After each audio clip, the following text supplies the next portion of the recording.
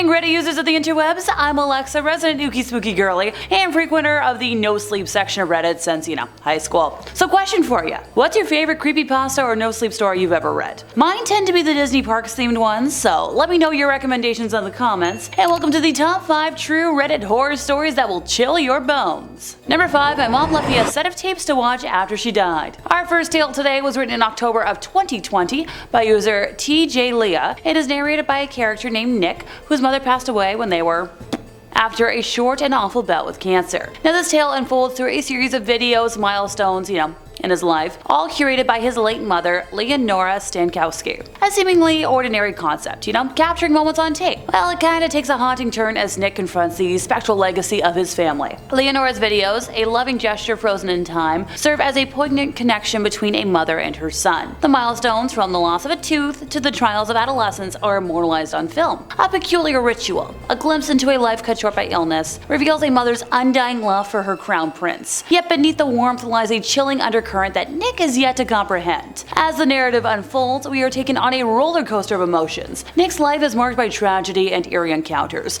all captured in the foreboding glow of the milestone tapes. The sinister entity that lurks in the background, whispered about but seldom seen, becomes an ominous presence in the narrative. The turning point arrives when Nick faces his own brush with mortality, a moment captured in a tape that unveils a grotesque figure accompanying his mother. A chilling revelation ensues, unraveling a familial curse that transcends generations, passing from father to daughter, mother to son. The entity, ancient and malevolent, feeds on misfortune, and it kinda plagues the Stankowski lineage. Now Leonora desperately attempted to break the cycle, and this was encapsulated in the final tape, but it casts an unsettling shadow over Nick's existence. This entity, drawn to the vulnerability of broken bones and shattered lives, becomes an ever-present specter, and a curse that Nick is now tasked with navigating, armed with only the tapes and the weight of generational anguish.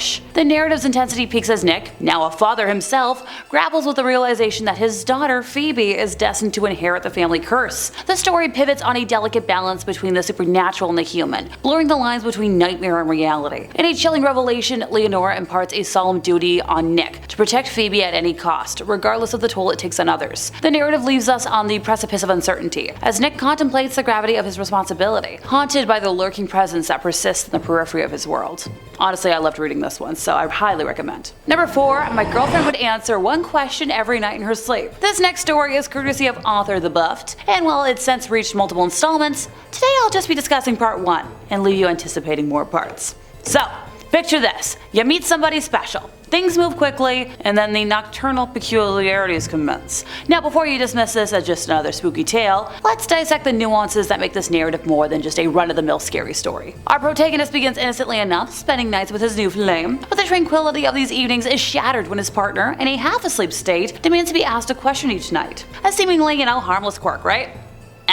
Wrong. It unfolds like a cryptic ritual, an unsettling dance where questions must be posed and answers extracted, if you will. You kinda get like a surreal descent into a psychological labyrinth. The nightly interrogations become more than just a quirky little bedtime routine. Yeah, they morph into a haunting journey into the unknown. The girlfriend, blissfully unaware during the day, becomes a conduit to a realm where questions hold an eerie power, and the answers aren't exactly what you want to hear. As the narrative unfolds, the tension tightens like a coiled spring. Now the protagonist, caught in a web of I don't know what, grapples with the surreal demands of his nighttime interrogator. The questions evolve from the mundane to the existential, unveiling a cosmic horror that transcends, anything I can explain. The climax, though, kinda takes a bit of an unexpected turn. We find out a very chilling revelation about the demise of our narrator's partner, and our protagonist is kind of pushed to the brink. It kind of also pivots from the supernatural to deeply human as he's contemplating the actions that kind of go against everything we want to believe in. And then just as the darkness is threatening to consume everything, we get a little twist, a change if you will, perhaps even a glimmer of hope. The girlfriend is no longer a mere victim of the night, she's now a partner in unraveling the mysteries that plague the shared existence. It's kind of a hopeful note. Now as we ponder the implications of this crazy tale, you can be left with like a lingering unease. What if the things that go bump in the night are not supernatural entities, but the unresolved questions that haunt our relationships? What if, in confronting the unknown, we find not terror, but the resilience of human spirit? And so, fellow folks out there in the vast digital wilderness, I leave you with this. What if, in the silence of the night, the questions we leave unanswered become the ghosts that linger, haunting our minds? I know I wanted to get kind of deep with it. Let me have my moment, okay? Number 3, the orangutans are skeptical of the changes in their cages. I love how much that rhymes, by the way. So folks, you know the drill by now. This nightmare is thanks to Zachary Adams, and let's just jump right into it. So we're gonna delve into the cryptic tale of a man caught in the web of his own perception. Kinda makes us, come face to face with a surreal narrative that challenges the very fabric of reality. The protagonist in this one, a self-proclaimed clam in the grand scheme of existence, weaves a narrative around the mundane aspects of his life. His inability to discern change, a quirk of his psyche, becomes a lens through which we explore the unsettling twists of his reality. Now, we meet a psychologist, a seemingly benevolent god, and they kind of take on an eerie transformation, revealing layers of deception and manipulation that fracture the protagonist's understanding of his own existence. Now the tale unfolds in disjointed revelations, with each layer peeling back to expose a more disconcerting truth, kinda like an onion. The courtroom, a bastion of justice, morphs into a surreal arena where the boundaries between guilt and innocence blur. The protagonist's journey through psychiatric evaluations becomes a descent into a labyrinth of distorted perceptions, or even the physical environment becomes quite the enigma, if you will. The motif of stake, a seemingly trivial detail, evolves into a symbol of existential dissonance. The protagonist's insistence on the routine comfort of stake serves as a poignant metaphor for the human desire to cling to familiarity in the face of an ever-shifting reality.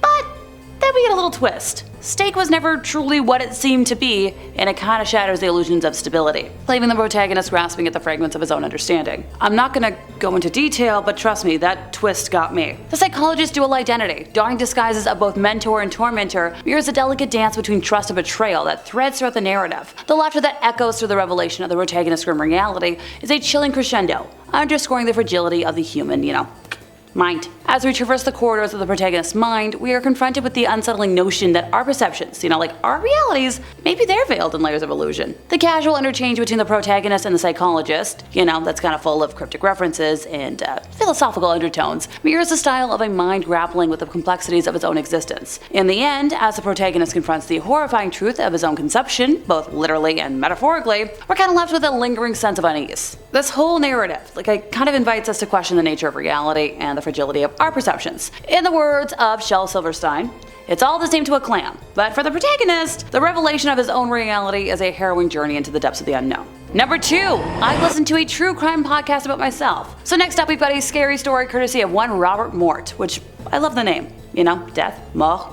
Okay, that's my French coming out. So, we've all listened to podcasts, right? We love them. I have my favorites. But for this narrator, listening to it during a nightly stroll kind of transforms into quite a new reality. So, as they're immersing themselves in a true crime podcast, not my cup of tea, but do as you will, they realize, wait a minute, this sounds familiar. The podcast's ominous tale, delivered with an eerie calmness, begins to intertwine with the protagonist's reality, like with the small town, the local store, the young student, all elements that echoes the threads of their own existence. Like, okay, that's me.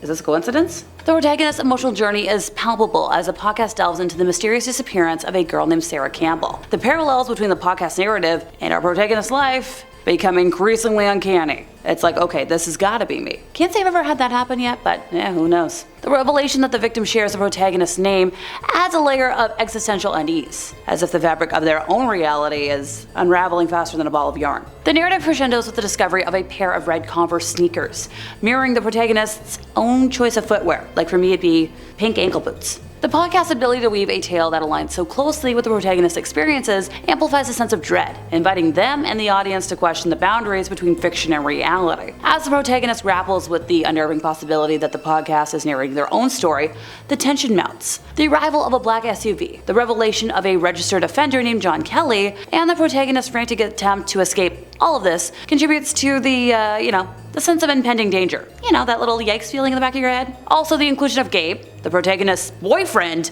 adds a twist that further blurs the line between, hey, is this my life? Gabe's unexpected appearance in the podcast narrative, coupled, with the revelation of a fabricated story about the protagonist's desire to run away, kinda shatters our narrator's sense of trust and stability. It's like, okay, well, game over for me. Now this podcast, with its hypnotic storytelling and ominous foreshadowing, becomes a malevolent force, seemingly orchestrating the protagonist's fate. The disconcerting blend of podcast narration and real-life events creates a narrative hall of mirrors, where truth and illusion are kind of dancing together in a haunting tandem. Now our protagonist tries to escape through a window at this point, fueled by a desperate need to distance themselves from the encroaching darkness, and it leaves the audience suspended in an unsettling denouement, if you will. Number 1, I just took a DNA test. Turns out I'm 100% in over my head. Look, I'm not the biggest fan of the concept of big companies owning part of my DNA, so while I didn't need the story from Sleepy Hollow 101 to scare me, maybe it'll chill some of y'all. So, once again, in today's day and age, who hasn't bought an Ancestry DNA kit apparently? Well, for this narrator, a seemingly innocent decision to explore their genetic makeup kind of unfolded into a perplexing tale that challenges, yeah, you guessed it,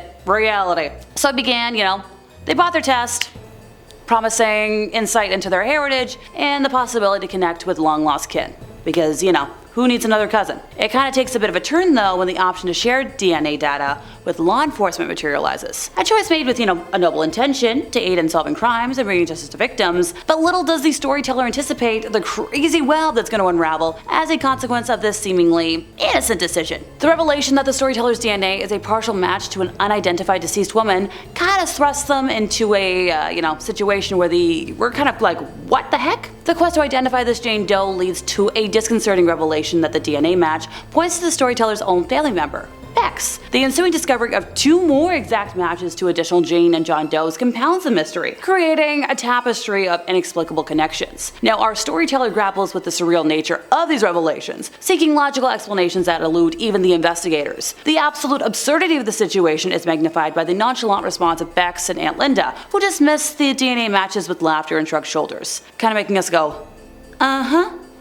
As the narrative unfolds, the disappearance of Bex, Ethan, and Aunt Linda adds another layer of complexity to the conundrum. Now, our storyteller, caught in a bewildering whirlwind of events, oscillates between waiting for their return and the gnawing realization that the fabric of their family might be woven with the threads of quite the mystery. Now, the police are equally as confounded by all of this and the disappearances, so they turn to the storyteller for any kind of information that might help, and the family's account of a prolonged vacation and the lack of substantial leads, yeah, the investigation kind of takes a turn. So in this crazy story, the boundaries, once again, between the reality and the inexplicable kind of turn into a gray area, leaving the storyteller and us suspended in, limbo. The quest for ancestral knowledge transforms into a chilling exploration of the unknown, where the threads of family history become kind of intertwined with a cosmic riddle that defies the conventions of reason. Now, as the narrative concludes, the unresolved mystery lingers, casting a shadow over the storyteller's quest for identity. The enigma of the DNA matches and the vanishing of family members kind of remains shrouded in ambiguity. And that brings us to the end of our time, and I think it's time for another Reddit deep dive for me. If you enjoyed my ramblings today, could you help us out by giving this video a like, subscribing if you weren't already, hit the bell for more Reddit horrors from us here at Top 5 Scary Videos,